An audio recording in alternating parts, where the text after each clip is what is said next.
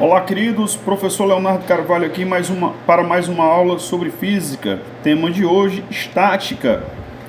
Queridos, o que temos que atentar para o estudo de estática? Estática é o estudo dos corpos em equilíbrio.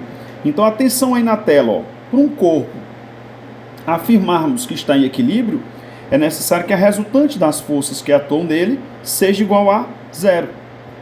E aí nós temos que analisar os corpos de duas maneiras. Primeiro, tamanho. Ele é um ponto material, quer dizer, a dimensão dele me interessa, ou ele é um corpo extenso, as dimensões dele me interessam. Bom, se ele for um ponto material, a única coisa que nós temos que evitar é a sua translação. E aí, queridos, o que é transladar? Sabe? Transladar é girar ao redor do Sol. Não. A Terra translada girando em torno do Sol. Transladar, queridos, é sair do lugar. Por exemplo, se eu peguei esse objeto, eu fiz isso com ele, ele sofreu uma translação. Como é que a Terra translada? A Terra translada em torno do Sol. Como que podemos evitar a translação? Resultante das forças ser igual a zero, ou seja, soma das forças para cima, ser igual às forças que estão para baixo, forças que estão para a esquerda, igual às forças que estão para a direita. Professor, mas no exemplo que você acaba de postar aí, nós temos um ponto onde as forças se concentram, chamar esse ponto aqui de um ponto A, e é muito importante você encontrar esse local onde as forças se concentram. Mas aí, beleza, eu tenho uma força T2 para a direita, tenho um peso para baixo, mas eu não tenho nenhuma força para cima e nenhuma força para a direita. Para isso, nós temos aquele artifício chamado de decomposição vetorial. Então, para isso, queridos, ó, a gente imagina nesse ponto de interseção das forças o eixo Y e o eixo X.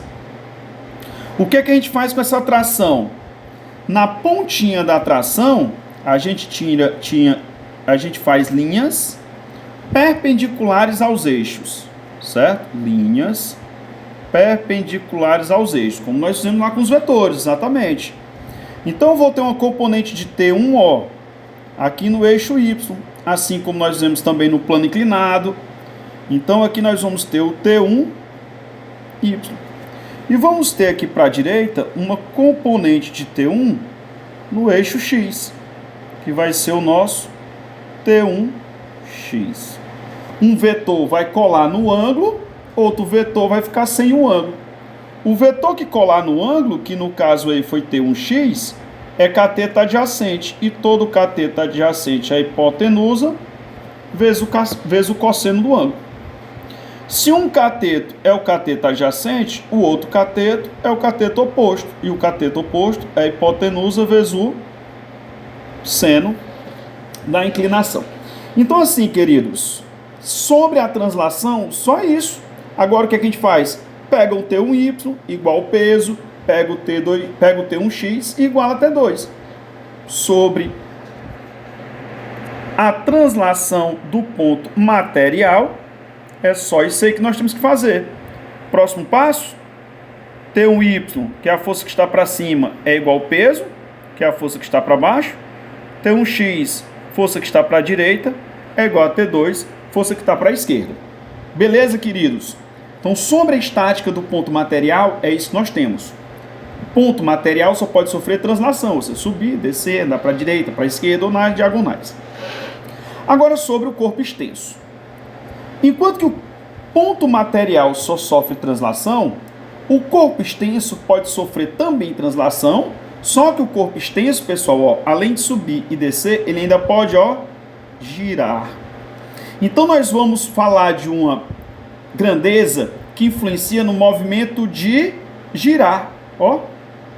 Primeiro, para eu fazer essa canetinha girar, eu tenho que fazer uma força perpendicular à sua extensão, ó. Se eu fizer uma força aqui no comprimento da extensão, paralela à extensão, ó, a caneta não gira. Ela tende a transladar, não a girar. Então, só causa giro a força que for, ó, perpendicular à extensão do objeto. Outra coisa, se essa força for aplicada em cima do apoio, ó, ela também não gira. Então, tem que ter uma distância do apoio.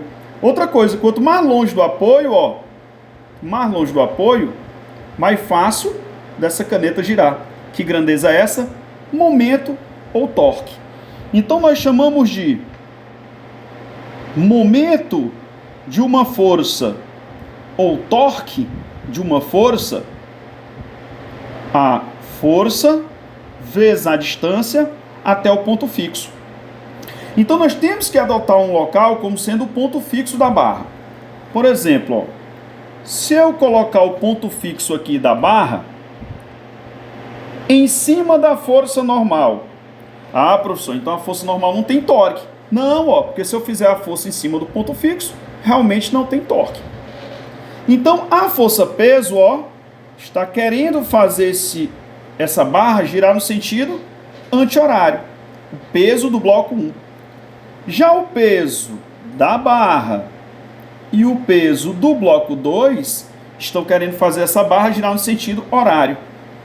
Assim, qual a condição para que essa barra se mantenha em repouso? A condição é somatório dos momentos no sentido horário ser igual ao somatório dos momentos no sentido anti-horário. Como é que a gente determina momento? Força vezes distância até o ponto fixo. Então nós teríamos assim, ó, P1 vezes, ó, a distância de P1 até o ponto fixo. Chamar essa distância de x. Então P1 vezes x seria igual, que é a única força para esse sistema girar no sentido anti-horário. P2, bora dizer que a distância de P até o ponto isso seja y. Então tem que ser igual a P vezes y, mais, ó, vamos chamar de z a distância de P2 até o ponto fixo, mais P2 vezes z. Então, quando nós temos um objeto de tamanho considerado, eu tenho que ter cuidado, porque ele pode se mover para cima, para baixo, para a esquerda, para a direita, nas diagonais. Ou seja, pela translação, eu continuo fazendo forças que estão para cima igual às forças que estão para baixo. Então, nós poderíamos continuar fazendo assim, ó. A normal, que é a força que está para cima, é igual a P1 mais P mais P2, correto. Isso devido à translação. Translação é só pegar as forças que estão para cima e igualar para baixo. Rotação não. Rotação já me interessa o torque, ou momento da força, que é a força vezes a distância até o ponto fixo. Queridos, um breve resumo aí sobre estática. Nos vemos nas próximas aulas para resolvermos questões e comentarmos mais sobre esse assunto.